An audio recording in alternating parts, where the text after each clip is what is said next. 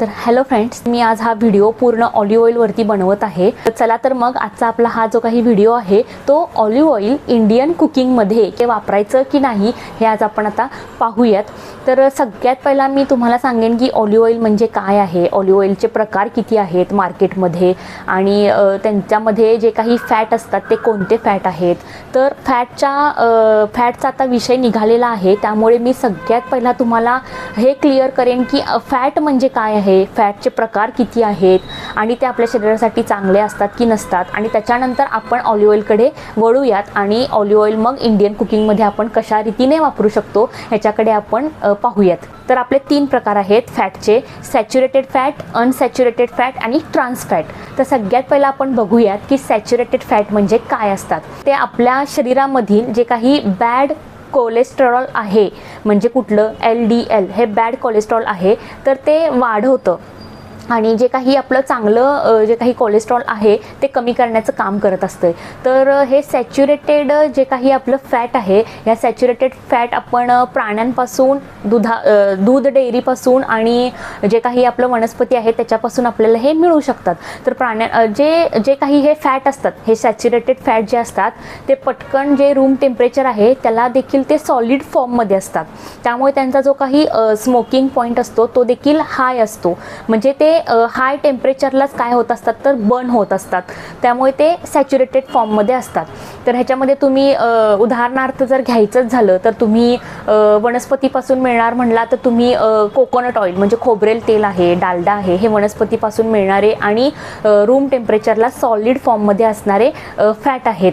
त्याच पद्धतीने तुम्ही दूध डेअरीपासून मिळणारे ह्याच्यामधलं जर घेतला तर त्याच्यामध्ये सॅच्युरेटेड फॉर्ममध्ये तुम्हाला बटर जे आहे, हे बटर तुम्ही सॅच्युरेटेड फॉर्ममधलं फॅट म्हणून वापरू शकता, जे फार म्हणजे अनहेल्दी आहे. त्याच्यामुळे आपल्या शरीरातले बॅड कोलेस्ट्रॉल जे आहे ते वाढू शकतात.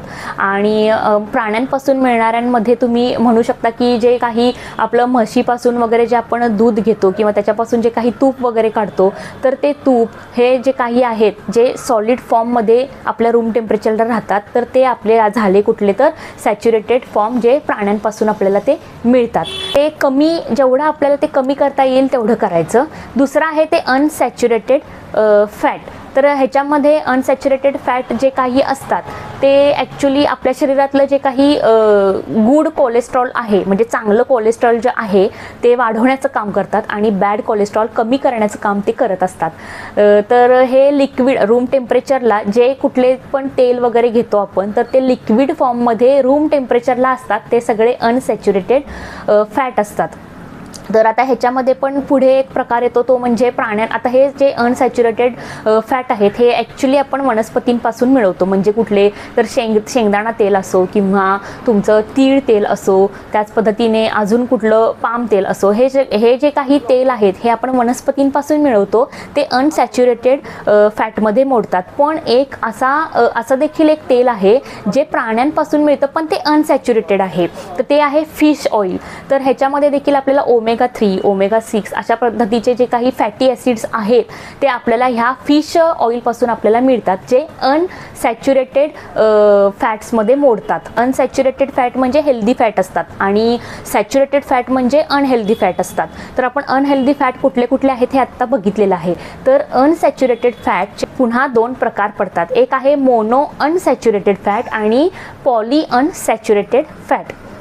तर सगळ्यात पहिला आपण बघूयात की मोनो अनसॅच्युरेटेड फॅटमध्ये कोणकोणते ऑइल्स आपण वापरू शकतो. आल्मंड बटर, त्याच पद्धतीने शेंगदाणा तेल आहे, त्याच पद्धतीने तुमचं ऑलिव्ह ऑइल आहे. तर हे अनसॅच्युरेटेड फॅटमध्ये येतात. का तर हे आपल्या शरीरातील LDLची लेवल कमी करून HDLची लेवल वाढवतात. LDL म्हणजे बॅड कोलेस्ट्रॉल आणि HDL म्हणजे चांगलं कोलेस्ट्रॉल. त्यामुळे हे अशा पद्धतीचे अनसॅच्युरेटेड किंवा मोनो अनसॅच्युरेटेड ऑइल आपण आपल्या जर कुकिंगमध्ये वापरलो तर त्याच्यामुळे हृदयाच्या संबंधित जे काही रोग आहेत ते आपले वाढणार नाहीत, किंवा जे काही आपली आत्ताची परिस्थिती आहे हृदयाची ती आहे अशी मेंटेन होण्यास मदत होईल, ती अतिशय खराब होणार नाही. तर हे झालं मोनो अनसॅच्युरेटेड फॅटबद्दल. आता पॉली अनसॅच्युरेटेड फॅटबद्दल बोलूयात, जे ॲक्च्युली सूर्यतेलामध्ये असतं, सूर्यफुलांच्या बियामध्ये असतं. तर हे झाले पॉली अनसॅच्युरेटेड जे काही आपण म्हणतो त्याला फॅट. त्याच पद्धतीने त्याच्यामध्ये ओमेगा 3 आणि ओमेगा 6 हे फॅटी ॲसिड्स देखील आपल्याला ज्या गोष्टीतून मिळतात म्हणजे फिश तेलापासून मिळतात ते देखील याच्यामध्ये समाविष्ट आहेत आणि ते आपल्या आरोग्यासाठी चांगले आहेत. कारण की ते जे काही HDLची मात्रा आहे किंवा जे चांगलं कोलेस्ट्रॉल आपल्या शरीरामध्ये आहे त्याची मात्रा हे वाढवतं. त्यामुळे हे आपल्या आहारामध्ये असणं खूप गरजेचं आहे. जे काही पॉली अनसॅच्युरेटेड तेल असतात ते मज्जातंतू किंवा आपले मेंदू ह्याच्यावरती आणि आपल्या हृदयावरती चांगलं काम करत असतात. त्यामुळे असे तेलं आपल्या आहारामध्ये असणं फार गरजेचं आहे. आणि आता जे नेक्स्ट फॅट आहे ते आहे ट्रान्स फॅट. ॲक्च्युली ट्रान्स फॅटमध्ये हायड्रोजनेशनचा वापर हा सगळ्यात जास्त केलेला असतो. म्हणजेच काय केलेलं असतं की एखादा पदार्थ बनवत असताना त्याच्यामध्ये हायड्रोजनाबरोबर तुमचे जे काही वनस्पती पदार्थ आहे, वनस्पती तेल आहे, त्याला मिक्स करून त्या दोघांच्या समवेत एक पदार्थ तयार केला जातो. म्हणजेच काय की पॅकेज्ड फूडमध्ये जे काही आपण आत्ता सध्या खातो त्याच्यामध्ये ट्रान्स फॅट सगळ्यात जास्त प्रमाणात असतात, जे शरीरामध्ये साठून राहतात, ज्यांचं विघटन हे होत नाही आणि त्याचे आरोग्यावरती फार विपरीत परिणाम होत असतात. तर उदाहरणार्थ जर आपल्याला घ्यायचं झालं ह्या ट्रान्स फॅटचं तर बेकरी प्रोडक्ट्स असतात ज्याच्यामध्ये केक वगैरे किंवा पॅकेज्ड फूड आहे तर त्याच्यामध्ये देखील हे ट्रान्स फॅट सगळ्यात जास्त प्रमाणामध्ये असतात हे आढळून आलेलं आहे. तर हे जनरली काय मी सगळं सांगितलं की फॅटबद्दल सांगितलं कारण की ऑलिव्ह ऑइलचा वापर करण्यापूर्वी मला हे महत्त्वाचं म्हणजे मला ह्या गोष्टी ह्या सांगायच्या होत्या कारण की ऑलिव्ह ऑइलमध्ये अनसॅच्युरेटेड फॅट आहे. तर मोनो अनसॅच्युरेटेड फॅट हे मी तुम्हाला ऑलरेडी सांगितलेलं आहे की ज्याचा परिणाम हा आपल्या आरोग्यावरती चांगला होत असतो. म्हणजे जे काही बॅड कोलेस्ट्रॉल आहे ते कमी करण्याचं काम याच्यामधून होत असतं. तर आता हे सगळं झालं फॅटबद्दल. तर आता आपण वळूयात की ऑलिव्ह ऑइल आपण का वापरायचं किंवा का वापरायचं नाही इंडियन कुकिंग करत असताना किंवा इंडियन रेसिपीजमध्ये. आपल्या इंडियामध्ये विविध प्रकारचे पाककृती ह्या किंवा रेसिपीज जे असतात त्या बनवलेल्या असतात किंवा त्याच्या अनेक मेथड्स आहेत, अनेक पद्धती आहेत. तर इंडियन कुकिंगमध्ये अगदी तुमचं परतवण्यापासून तळण्यापर्यंत असं पूर्ण कुकिंगची काही जे पद्धती आहेत त्या इंडियन कुकिंगमध्ये आहेत. त्यामुळे ह्याचं काय आहे एक वैविध्यपूर्ण असं आपलं एक वैविध्यपूर्ण असं आपलं एक खाद्य संस्कृती आहे इंडियन. तर ह्याच्यामध्ये आपण ऑलिव्ह ऑइलचा वापर करू शकतो का? तर हो. म्हणजे एक्स्ट्रा व्हर्जिन ऑलिव्ह ऑइल आणि व्हर्जिन ऑलिव्ह ऑइल आपण त्यावेळेस यूज करू शकतो ज्यावेळेस आपलं जे काही पदार्थ आपण बनवत आहोत ते अगदी कमी गॅसवरती किंवा मीडियम गॅसवरती आणि फार कमी वेळेसाठी जर आपण ते पदार्थ बनवत असू तर आपण त्यावेळेस एक्स्ट्रा व्हर्जिन ऑलिव्ह ऑइल वापरण्यास काही हरकत नाही. म्हणजेच काय की आपण एखादी अंड्याची पोळी करत आहोत किंवा बेसनाची पोळी करत आहोत किंवा साधं तुमचं लसूण किंवा कांदा जो आहे तो फक्त परतवण्यासाठी आपण काय करू तर ह्याच्यामध्ये 1 चमचा वगैरे असा ऑलिव्ह ऑइल आपण यूज करू शकतो. पण त्यासाठी तुम्हाला जे काही ऑलिव्ह ऑइल घ्यावं लागेल किंवा ज्या टाईपचं ऑलिव्ह ऑइल तुम्हाला लागेल ते आहे एक्स्ट्रा व्हर्जिन ऑलिव्ह ऑइल किंवा व्हर्जिन ऑलिव्ह ऑइल. आणि हे आपण करत असताना आपल्याला एक गोष्ट लक्षात ठेवायची आहे की जेव्हा आपण extra virgin olive oil use करतो तेव्हा त्याचा जो काही स्मोक पॉईंट आहे तो सगळ्यात कमी असतो. त्यामुळे त्याला बर्न करायचं नाही आहे.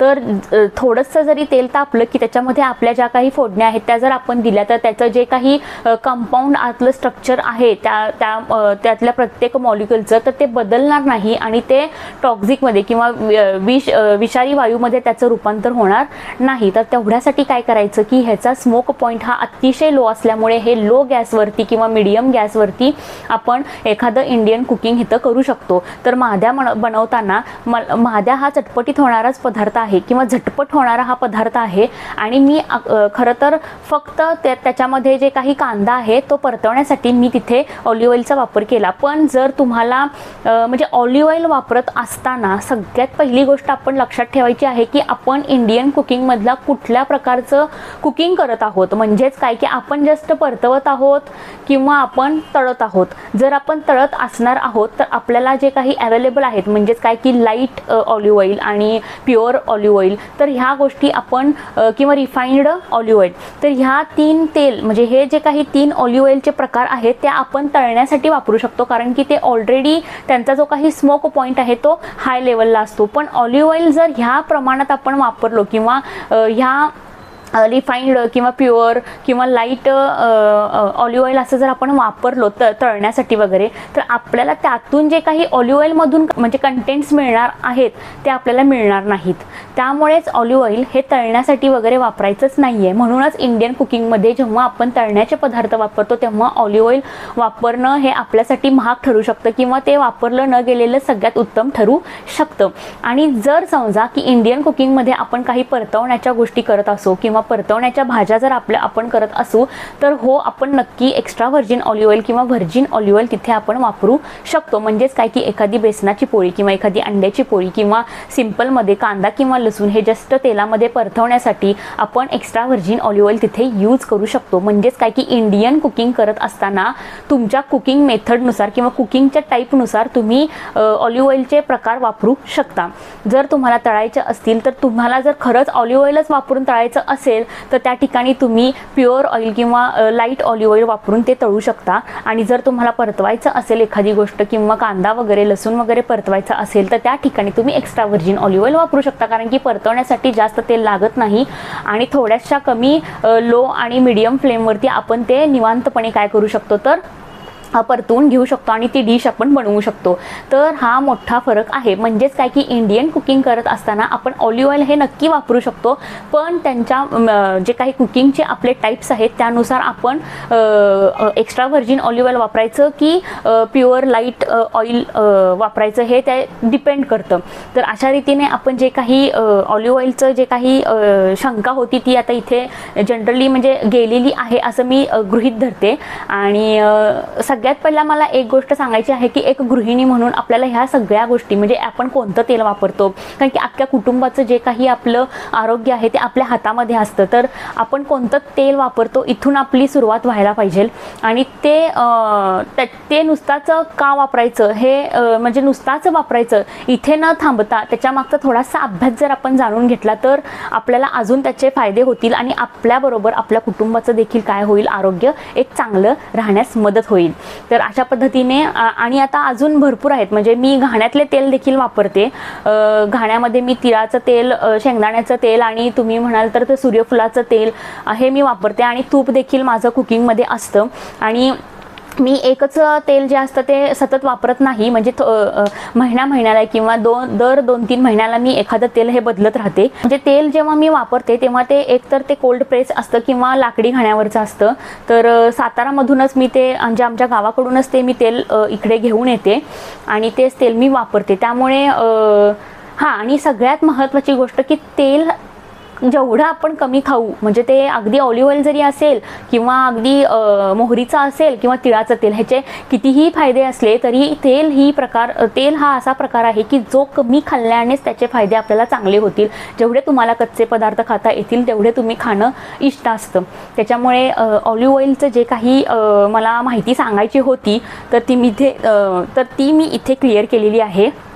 तर म्हणूनच की अजून एकदा सांगेन की जेव्हा आपण ऑलिव्ह ऑइल वापरतो इंडियन कुकिंग करत असताना तर आपण इंडियन कुकिंगमधला कुठला टाईप वापरत आहोत, म्हणजे तळणीचे पदार्थ करत आहोत की परतवण्याचे पदार्थ करत आहोत, तर याच्यावरती का सॅलड करत आहोत याच्यावरती आपलं काय आहे तर ऑलिव्ह ऑइलचा कोणता प्रकार आपल्याला निवडावा लागेल हे डिपेंड आहे. तर आपण परतवण्याच्या गोष्टी करत असू किंवा आपल्याला नुसता कांदा लसूण परतवायचा आहे तर त्या ठिकाणी आपण एक्स्ट्रा व्हर्जिन ऑलिव्ह ऑइल किंवा व्हर्जिन ऑलिव्ह ऑइल नक्की वापरू शकतो कमी आणि मीडियम फ्लेमवरती. आणि जर आपल्याला तळणीचे पदार्थ करायचे असतील किंवा तळायचे असतील तर त्या ठिकाणी आपण प्युअर ऑलिव्ह ऑइल किंवा लाईट ऑलिव्ह ऑइल आपण तिथे वापरू शकतो. पण त्याच्या किमती फार महाग आहेत आणि त्या आपल्याला तळणीसाठी ऑलिव्ह ऑइल वापरणे हे फारसं मला इष्ट वाटत नाही. आणि ते जेव्हा त्याचा स्मोक पॉईंट हा हाय लेवलचा असतो तेव्हा त्याच्यामधून मिळणारे जे काही हेल्दी कंटेंट्स असतात ते देखील लो झालेले असतात. त्यामुळे ते न वापरलं तरी काही म्हणजे ते न वापरणे हेच इष्ट असतं. त्याच्यामुळे ऑलिव्ह ऑइलचं तुम्ही इंडियन कुकिंगमध्ये वापर हा करू शकता, पण लो आणि मीडियम फ्लेमवरती. त्याला जास्ती बर्न करून चालणार नाही किंवा हे तेल जास्ती तापवून त्याच्यातले कंटेंट जे आहेत ते सगळे रिमूव्ह होतात किंवा ते टॉक्सिक लेवलला किंवा ते विषारी बनतात. त्यामुळे ऑलिव्ह ऑइलचा वापर करत असताना आपण एवढी खात्री घ्यायची की जे काही आपला गॅसचा फ्लेम आहे तो एकतर कमी असावा किंवा लो असावा आणि लॉंग पिरियडचं कुकिंग नसावं. तर माझ्या मते आपल्या जे काही ताई होत्या त्यांचा हा डाऊट थोडक्यात थोडासा क्लिअर झाला असावा. आणि पुन्हा एकदा थँक्यू की तुम्ही माझा व्हिडिओ पाहिला आणि मला छान कमेंट केली. आणि असेच तुम्ही अजून व्हिडिओ माझे पाहत राहा. आणि जे काही तुम्हाला मनामध्ये शंका वगैरे असतील तर ते नक्की माझ्या कॉमेंट बॉक्समध्ये मला सांगत राहा. आणि एखादी कुठली न्यू रेसिपी जर तुम्हाला हवी असेल माझ्याकडून तर ती देखील तुम्ही टाकत राहा आणि मी तुम्हाला तिथे नक्की सपोर्ट करेन. तर थँक्यू व्हेरी मच.